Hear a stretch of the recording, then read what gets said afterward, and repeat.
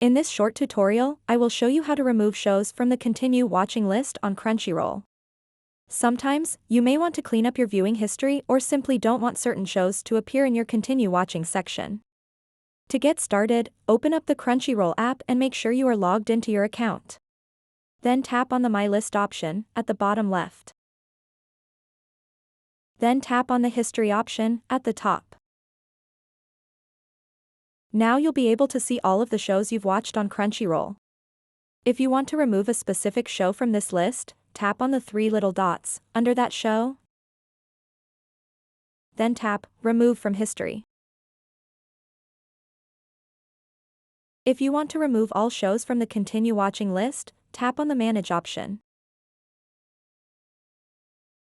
Then tap Clear History.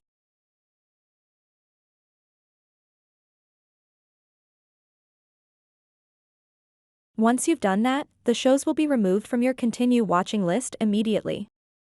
Keep in mind that this action cannot be undone, so make sure you truly want to remove them. So that wraps up this tutorial. If you have any questions about this whole process, please let me know in the comments section below.